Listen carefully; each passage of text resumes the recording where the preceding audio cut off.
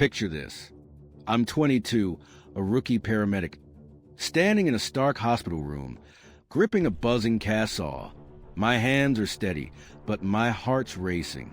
In front of me is a guy who spent the last half hour insulting every nurse in this place just because they're women. He's demanded a man, someone qualified, to remove his cast, like the incredible nurses I work with aren't good enough. My blood's boiling, but I keep my face calm, professional. Inside, I'm plotting. This guy's about to learn a lesson he'll never forget, and I'm going to deliver it without breaking a sweat. Have you ever met someone so arrogant it made your skin crawl? Someone who thought they were above everyone else, only to get knocked down a peg in the most satisfying way? Stick around, because this is a story of justice so perfect it'll leave you grinning from ear to ear. If you ever want to see a jerk get what's coming, smash that like button, subscribe, and let's dive into one of the most satisfying revenge stories you'll ever hear. If you've ever been underestimated, disrespected, or watched someone you care about get treated like they're nothing, this story's for you.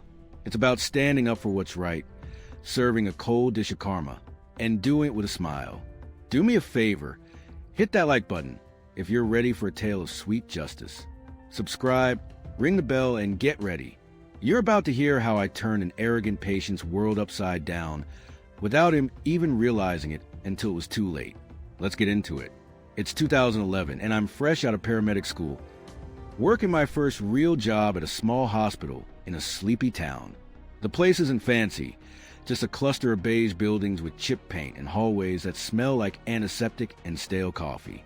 The fluorescent lights hum constantly, like they're gossiping about every patient who passes through. To me, though, this hospital is everything.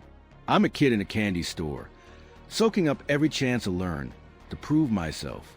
When I'm not out on ambulance calls, I'm in the ER, the orthopedic clinic, or the day surgery unit, offering to help however I can.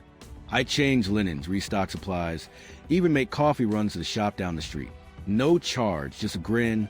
It's my way of saying thanks to the staff who've taken me in. The nurses are my heroes. They're all women, each one sharper than the scalpels they wield. There's Sarah, the ER veteran with a laugh that cuts through the chaos of a busy night. Maria, the orthopedic nurse who can read an x-ray faster than most doctors. And Jen, the day surgery queen with a sarcastic quip for every situation. These women are the backbone of this hospital. They've taught me how to start in 4 under pressure, how to calm a scared kid, how to keep my cool when the world's falling apart. In return, I try to make their lives easier. We're a team, a family. I'm the rookie, the little brother they tease, but trust. I'd do anything for them. But not everyone sees the nurses the way I do. Enter the guy I'll call Mr. Arrogant. He's a new patient in the orthopedic clinic, here to get a cast off his forearm. From the second he walks in, the air shifts. He's tall, late 40s, with a stiff posture and a scowl that looks carved into his face. His voice carries a clipped accent, hinting at a life spent far from our little town. I later find out he's a recent immigrant, which I've got no problem with. My parents came to this country with nothing but dreams and grit. But this guy, he's not here to build a new life. He's here to make everyone else's miserable. It starts in the waiting room. Mr. Arrogant's loud, barking complaints about the wait time, the uncomfortable chairs, the incompetence of the staff. His voice cuts through the hum of the hospital like a siren. I'm in the corner, folding linens, when Sarah approaches him to check him in. She's all warmth, her smile like a ray of sunshine in this sterile place. But he doesn't just brush her off. He acts like she's invisible. He turns his head away, refusing to meet her eyes, and demands to speak to the doctor. Not just any doctor. The doctor, like Sarah, with 15 years of experience, is some kind of servant. My stomach twists. I see her shoulders tense. Her fingers grip her clipboard a little tighter, but her smile doesn't falter. She's a pro. She explains calmly that the doctor will see him soon, but he needs to answer a few questions first. He scoffs, muttering something about unqualified women wasting his time. I freeze, a half-folded sheet in my hands. My jaw clenches so hard my teeth ache. I glance at Maria, who's nearby, prepping a tray for another patient. Her eyes meet mine, and I see the same frustration, the same disbelief. Did he really just say that? I think. In our hospital, Sarah keeps her cool, but I can tell it stings. She's dealt with difficult patients before, but this guy's on another level. It gets worse. When Mr. Arrogant is finally called into the exam room, he doubles down. He refuses to let Maria or Jen touch him, insisting that only a qualified professional can remove his cast. By qualified, it's clear he means a man. The orthopedic doctor, Dr. Patel, is in the middle of a consult and isn't about to drop everything for a routine cast removal, something nurses do every day. But Mr. Arrogant isn't having it. He raises his voice, his words dripping with condescension. I'm not letting some nurse mess this up. Get me someone who knows what they're doing. The room feels smaller, the air heavier. The antiseptic smell burns my nose, and the hum of the light seems louder, mocking. Jen's face is a mask of professionalism, but her eyes betray a flicker of hurt. These women are my mentors, my friends. They've spent hours teaching me, trusting me, laughing with me. And here's this guy, treating them like they're nothing. My heart pounds, a mix of anger and helplessness. Who does he think he is? I think he's in our house, and he's acting like he owns it. Mr. Arrogant doesn't stop. He sits in the exam room, arms crossed, his casted forearm resting on the table like a badge of his stubbornness. He keeps muttering, loud enough for everyone to hear, about how back home things were done right, how women knew their place. My hands ball into fists as I stand outside, pretending to organize a supply cart. Every word is like a punch, not just the nurses, but everything I believe in: fairness, respect, teamwork. My pulse hammers in my ears, and I can feel the heat rising in my chest. This isn't just about a cast, I think. This is about power. He thinks he can walk in here and decide who's worthy based on his backward beliefs.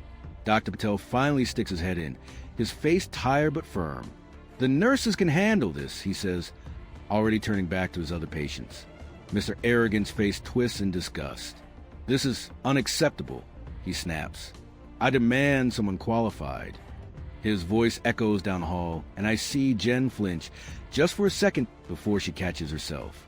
She leans against the nurse's station, arms crossed, lips pressed into a thin line. This guy's a piece of work, she whispers to me. Bet he'd lose it if he knew I've removed more casts than most residents. I force a smile, but inside, I'm burning. This guy's not just rude, he's cruel. I want to do something, anything, to wipe that smug look off his face. But I'm just a rookie barely out of training. What can I do? My mind races, replaying his words, his arrogance, the way he dismissed the women who run this place. I think about Sarah's tense shoulders, Maria's quiet frustration, Jen's hurt hidden behind her sarcasm. These are my people, and this guy's treating them like dirt. That's when it hits me. You want a man?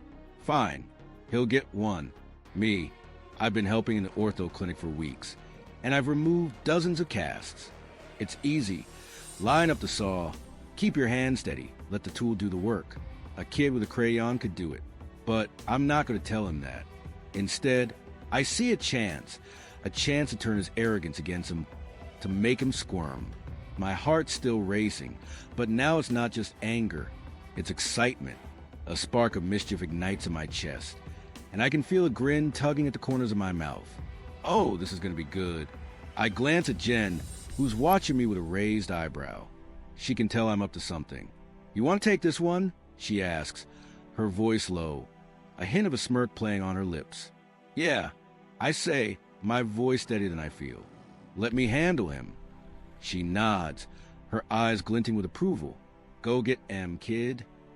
I grab the cast saw, its weight familiar in my hands. My palms are sweaty, not from nerves, but from the thrill of what's about to happen. I take a deep breath, the antiseptic smell sharp in my nose, and head into the exam room. The fluorescent lights buzz overhead, casting harsh shadows on the linoleum floor. Mr. Arrogant looks up, his scowl softening when he sees me. Finally, he says, his voice thick with relief. Someone qualified. I force a neutral smile, my heart pounding with a mix of adrenaline and glee. Oh, buddy, you have no idea. I introduce myself, keeping my tone professional but clipped. I'm here to remove your cast, I say, setting the saw on the tray with a deliberate clunk. The sound echoes in the small room, and I see his eyes flicker to the tool, a hint of unease creeping in. Good. I start the saw, its high-pitched whine filling the air like an angry wasp. The blade vibrates, a blur of motion that looks way more dangerous than it is. Cast saws are safe.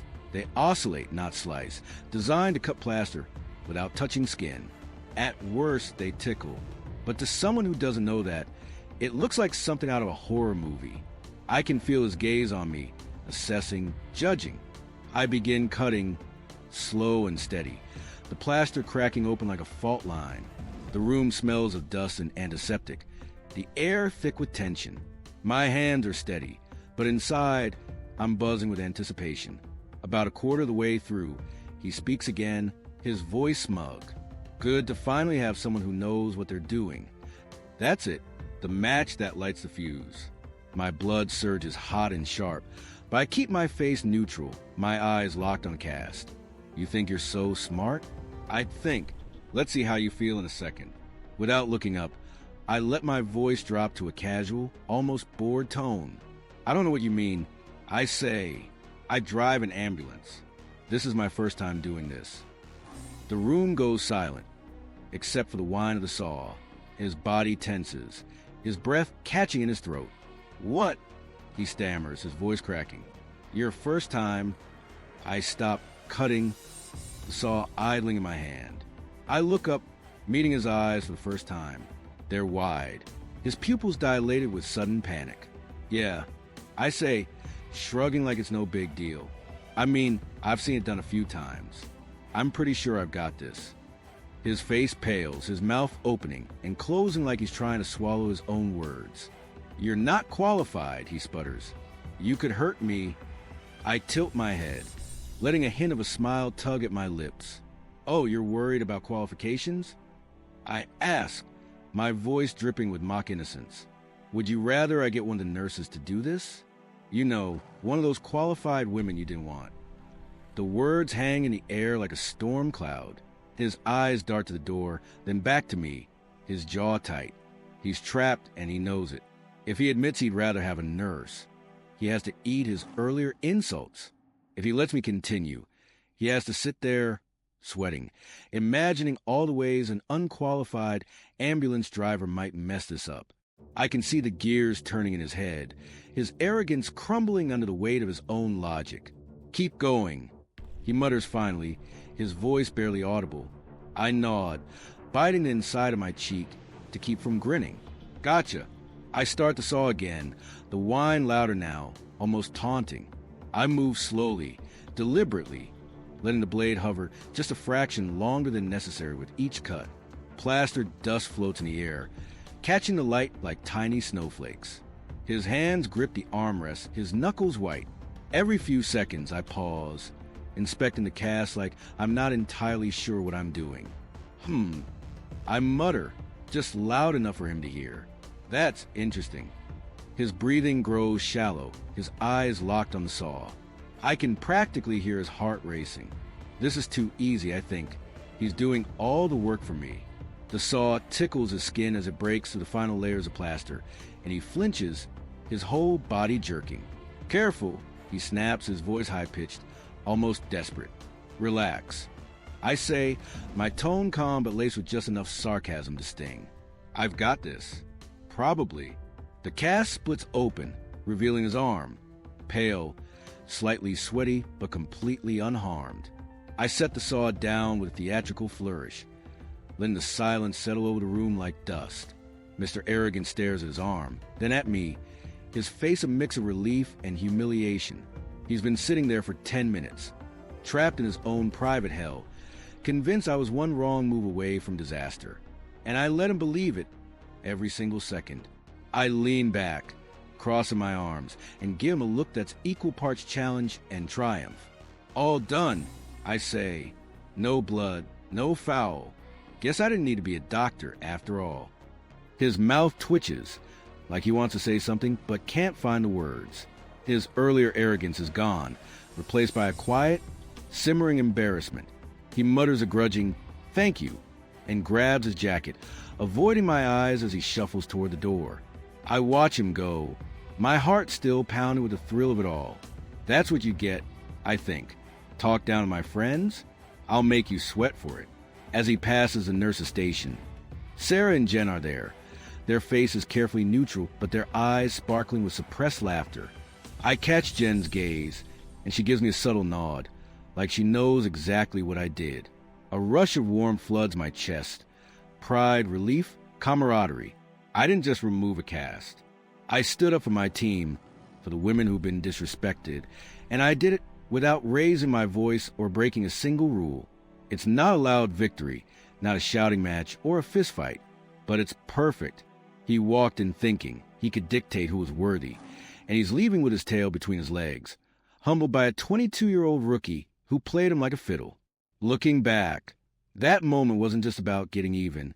It was about standing up for what's right, even in a small way. Those nurses are my family, and they deserved respect, not just for their skills, but for who they were. Mr. Arrogant learned that day that his outdated views didn't hold water here. And me, I learned that sometimes the best revenge isn't about shouting or fighting. It's about letting someone's own arrogance dig their grave, then handing them the shovel. Have you ever had a moment like that? A time when you turned the tables on someone who deserved it? When you felt that rush of justice, that quiet satisfaction of making things right? Drop it in the comments. I'd love to hear your stories. If this one hit you as hard as it hit me, let's keep the conversation going. If this story gave you chills or made you cheer, smash that like button and tell us in the comments. What's the most satisfying revenge you've ever seen or pulled off yourself? Stories like this are why we're here. So subscribe and hit the bell to never miss another tale of karma served cold. Want more Reddit revenge stories that'll leave you grinning? Check out the playlist link below. Thanks for watching, and I'll see you in the next one.